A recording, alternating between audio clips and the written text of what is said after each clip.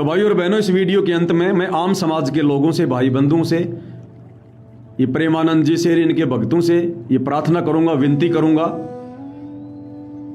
कि आपने वास्तव में यदि अध्यात्म को समझना है, सतगुरु रामपाल जी को समझना है, तो आप इन अंध भक्तों को देखकर मत चलो। जिस प्रकार अगर किसी ने हिंदू धर्म को समझना है तो हिंदू धर्म से जुड़े लोगों को देखकर नहीं समझ सकते तुम कभी भी। हिंदू धर्म से जुड़े लोग तो शराब भी पिएंगे, मांस भी खाएंगे, चोरी भी करेंगे, जारी भी करेंगे। हिंदू धर्म के जो ग्रंथ हैं आप उनको देखकर, उनको पढ़कर हिंदू धर्म को समझ सकते हो। इसी प्रकार यदि किसी ने सतगुरु रामपाल जी को समझना है, मोक्ष मार्ग को समझना है, तो सतगुरु रामपाल जी के इन अंध भक्तों को देखकर कोई डिसीजन मत करना। ये जिस प्रकार से सतगुरु रामपाल जी को देश और दुनिया के सामने काल प्रेरणा से पेश करने की कुछ चेष्टा कर रहे हैं ना, वीडियो बना बना के, सतगुरु रामपाल जी ऐसे बिल्कुल भी नहीं है, बिल्कुल भी। इन भक्तों के, इन कुबोलों के बिल्कुल विपरीत है सतगुरु रामपाल जी। आप उनके सत्संग सुनो। आप सोशल मीडिया पर इन अंध भक्तों के वीडियो देखकर, सतगुरु रामपाल जी को गालियां देकर, उनकी फोटो को बाथरूम में लगाकर निंदा के भागी मत बनो। आपको परमेश्वर ने मनुष्य जन्म दिया है। हम लक 84 वाले नहीं हैं। लक 84 से भिन्न मनुष्य योनि है।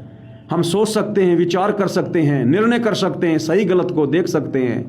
मात्र इन चंद भक्तों के, अंध भक्तों के वीडियो बनाने से आप सतगुरु रामपाल जी की निंदा मत करो, बहुत बड़े पाप के भागी बन जाओगे। निंदा तो आम व्यक्ति की बहुत ज्यादा खतरनाक होती है, जबकि सतगुरु रामपाल जी तो पूर्ण संत हैं। हाँ, अगर सतगुरु रामपाल जी ने इस प्रकार की भाषा का कभी प्रयोग किया हो, किसी को गधे का बच्चा कहा हो, किसी को कबाड़िया कहा हो, किसी को हरामखोर कहा हो, तो बताओ आप एक बार उनके सत्संग सुनो यूट्यूब पर।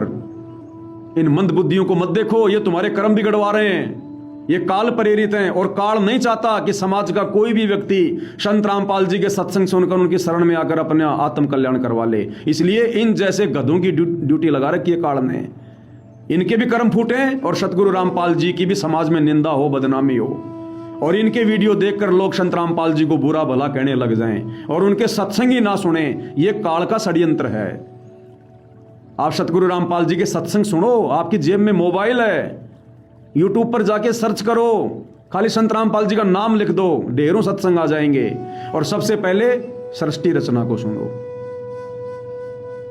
देखो प्रेमानंद जी जो कर रहे हैं अपने स्तर पर बिल्कुल ठीक कर रहे हैं।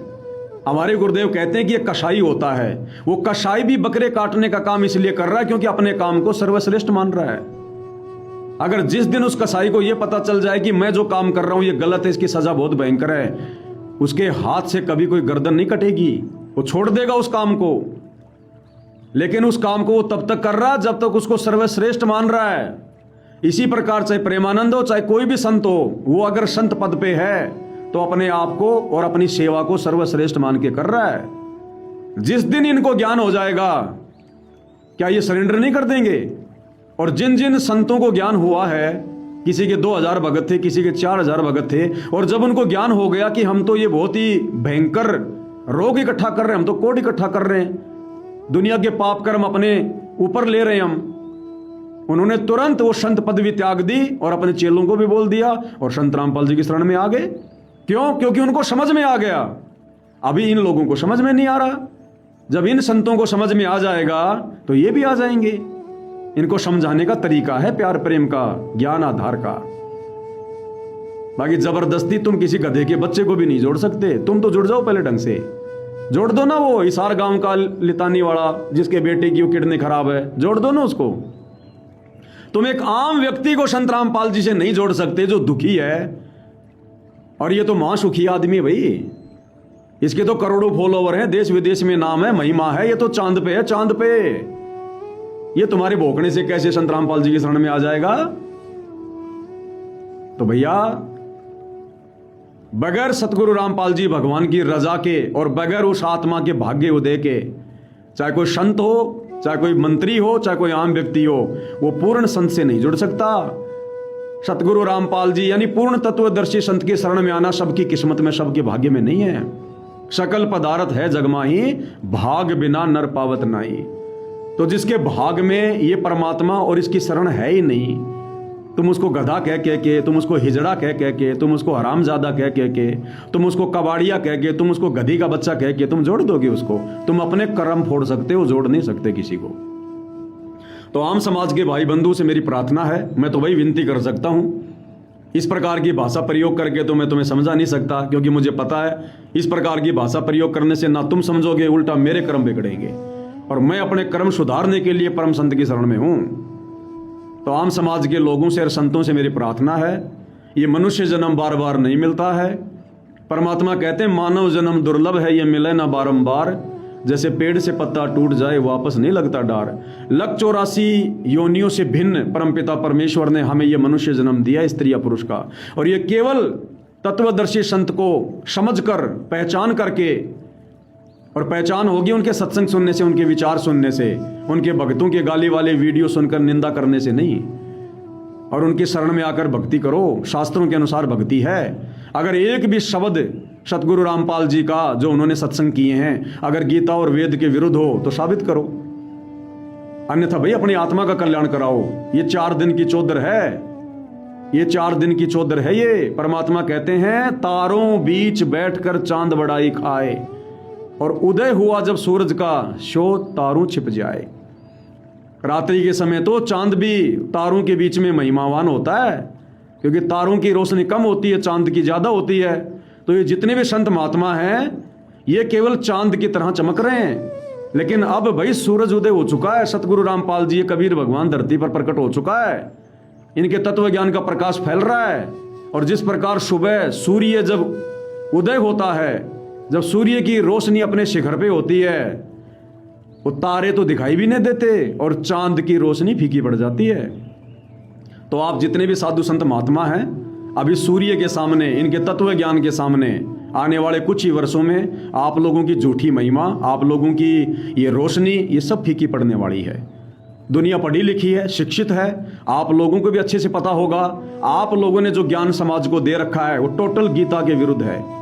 आपने जो मंत्र दुनिया को दिए हैं वो गीता के विरुद्ध, वेदों के विरुद्ध। आपकी मर्यादा वेदों विरुद्ध, भक्ति विरुद्ध। आपके मार्ग से किसी का भला नहीं हो सकता, आपके बताई गई भक्ति से किसी का रोग ठीक नहीं हो सकता, क्योंकि आप खुद रोग से पीड़ित हो। खुद विचार करो, आप बहुत बड़े पाप के भागी बन रहे हो। आप वर्तमान में जो संत पदवी पे हो, ये आपके पूर्व जन्मों की भक्ति का प्रताप है, और ये पूर्व जन्म में भक्ति भी आपने इसी कबीर भगवान की होती है। काल की भक्ति से नहीं बनता कोई संत। यहां इसी कबीर भगवान की भक्ति से अपनी बैटरी चार्ज करके हम संत बनते हैं, महात्मा बनते हैं, राजा बनते हैं। और काल ने आज इसी संत के विरुद्ध खड़ा करके तुम्हारे कर्म फुड़वाने का काम जो किया हुआ है।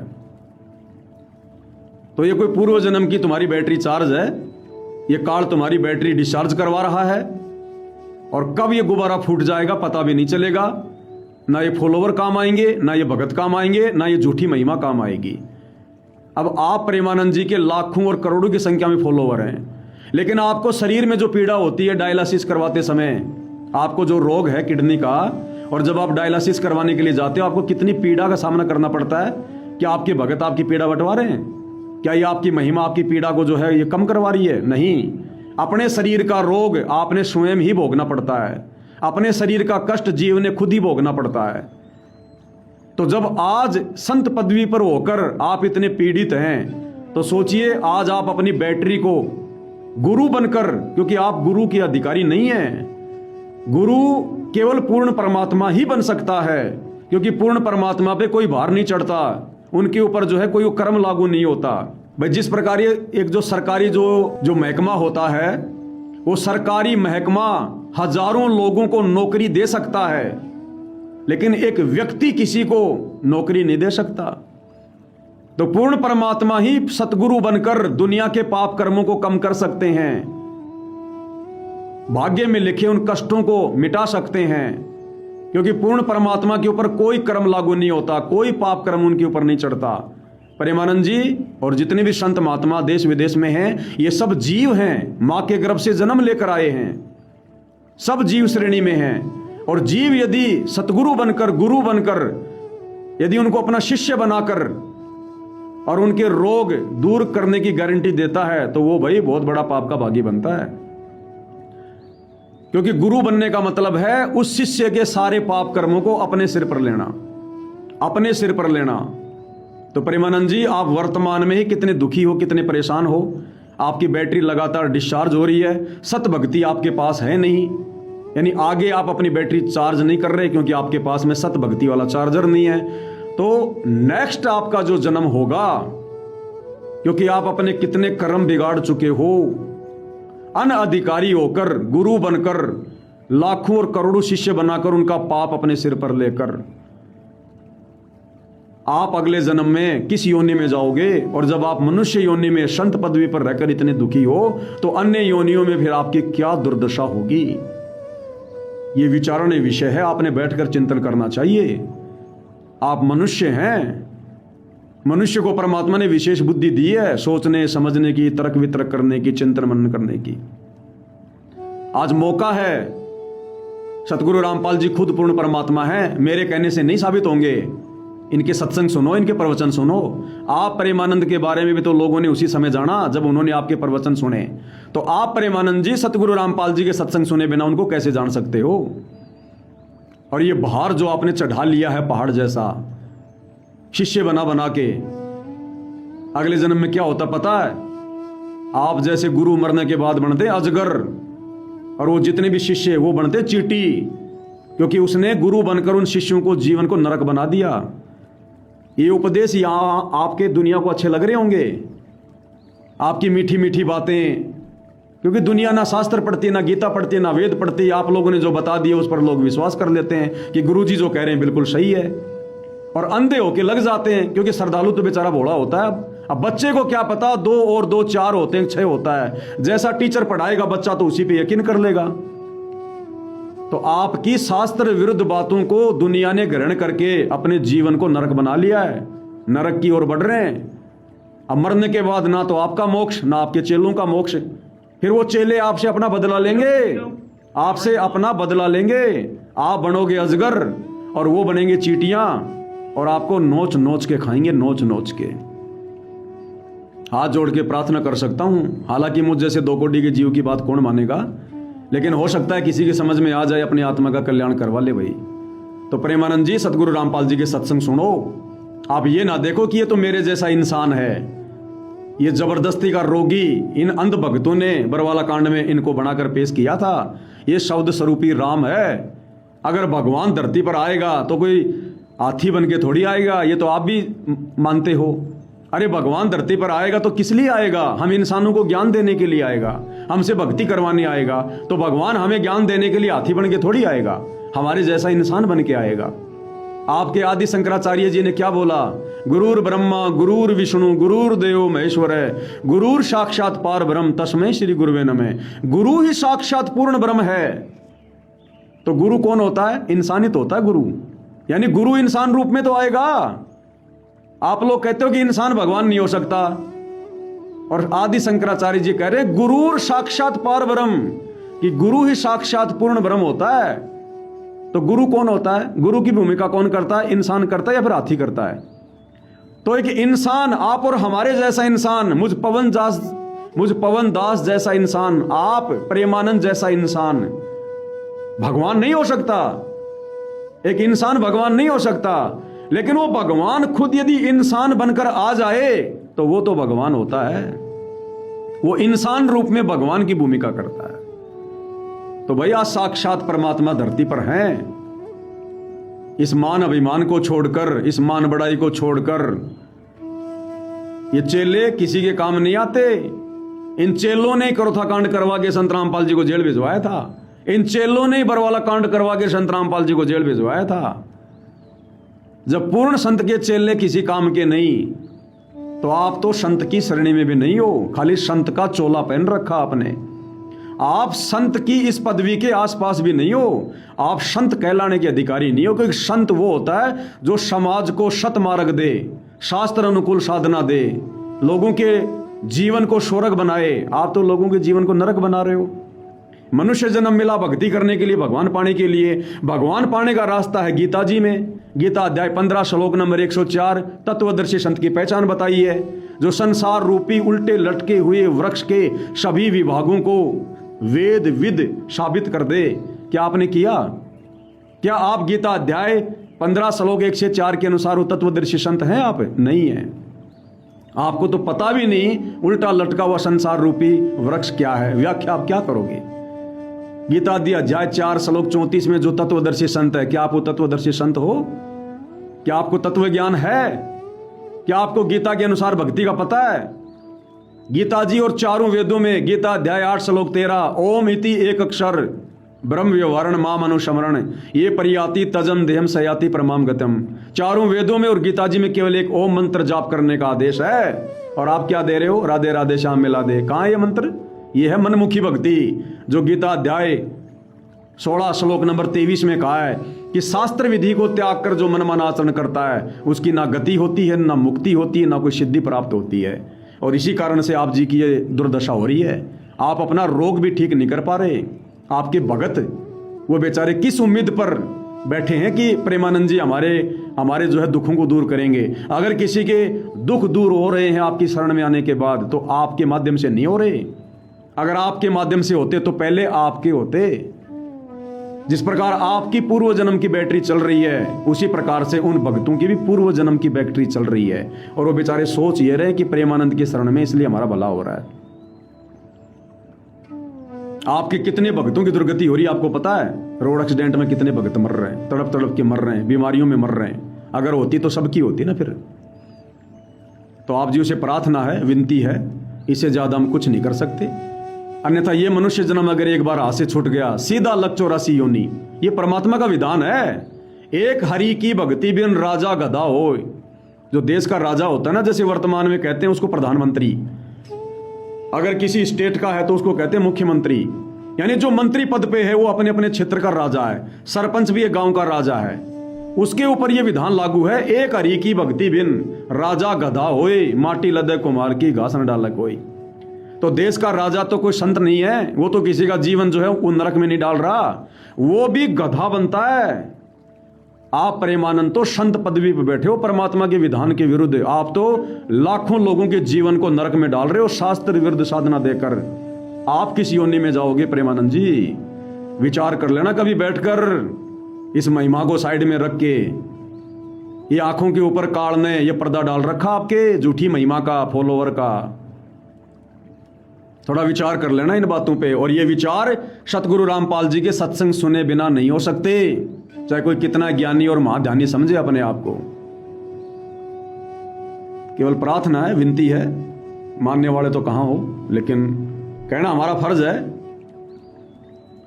तो भाई और बहनों, परमपिता परमेश्वर सतगुरु रामपाल जी के आशीर्वाद से परमेश्वर ने जो संदेश आज दिलवाया है आप सभी भाई बहनों तक पहुंच गया है। हम सतगुरु रामपाल जी के उन भक्तों ने जो उनके दूसरे पार्ट साध संगति से जुड़े हैं, उन भक्तों ने कभी भी भविष्य में किसी के प्रति इस प्रकार की बातें करके, निंदा चुगली करके, असभ्य शब्दों का प्रयोग करके, जिस प्रकार के शब्दों का प्रयोग आए दिन ये सतलोक आश्रम से जुड़े अंध भगत करते रहते हैं, हमने अपने कर्म नहीं फोड़ने, अपने गुरु को नाराज नहीं करना। अन्यथा गुरु फिर हमारी भी ऐसी ही दुर्गति कर देगा जिस प्रकार की दुर्गति अन्नपूर्णा मुहिम के माध्यम से इन लाखों करोड़ों अंध भक्तों की शुरू कर दी है। अब इनका दान भी गुरु स्वीकार नहीं कर रहा, अन्नपूर्णा मुहिम में जा रहा है, इनके कर्म ही फूटेंगे। आज ये दुनिया के मकान बना रहे हैं, कल को दुनिया वाले किसी जन्म में जब इनकी दुर्गति होगी तो इनके मकान बनवा देंगे। आज ये किसी को राशन बांट रहे अपने गुरु के ज्ञान विरुद्ध होकर, कल को जब किसी जन्म में, क्योंकि मोक्ष तो होना नहीं इनका, कल को किसी जन्म में जब इनकी बैटरी डिस्चार्ज होगी, इनकी दुर्गति होगी, ये जब कहीं पे भूखे पड़े होंगे, बिना मकान के पड़े होंगे, तो लोग इनके घरों में राशन पहुंचा देंगे, इनके मकान बना देंगे। एक लेवा एक देवा दूतम, कोई किसी का पिता नहीं पुतम, ऋण संबंध जुड़े सब नाता, अंत समय सब बारा बाटा। तो भाई और बहनों, आप और हमने बहुत ही ध्यानपूर्वक एक एक कदम भक्ति मार्ग पर सोच समझ के रखना है। काल की पैनी नजर है, साथ संगति के ऊपर ध्यान रख लेना। पैनी नजर, अगर किसी ने कोई भी बकवाद कर दी, और किसी भी भगत की किसी भी बकवाद के कारण अगर समाज में कोई गलत संदेशा गया, तो हम कुत्तों को कोई नहीं जानता, हमारे बाप के नाम पे कीचड़ उछलेगा। और साध संगति से जुड़कर यदि किसी ने ऐसा कोई कर्म किया, ऐसी कोई गलती की जिसे गुरु नाराज हुआ, इस प्रेमानंद का तो फिर भी कहीं ठिकाना हो जाएगा, उन साध संगति से जुड़े भक्तों का ठिकाना नहीं होगा। फिर ध्यान रख लेना इस बात का। तो या तो भक्ति छोड़ देना अगर नहीं करने का मन कर रहा है, या तो भक्ति छोड़ देना, सत्संगति छोड़ देना, परमानेंट ही दूर हट जाना, संत रामपाल जी का टैग ही हटा देना, या फिर कुर्बान हो जाओ, चाहे घर छूटे, चाहे जग रूठे, चाहे रूठो ये संसारा हो, कौन सुने मेरी काल लोक में जब गुरु रूठ गया हमारा हो। तो दास इससे ज्यादा कुछ नहीं कह सकता, जितना परमात्मा ने बोलवाना था दास ने बोल दिया। सकल पदार्थ है जग माही, भाग बिना नर पावत नाही।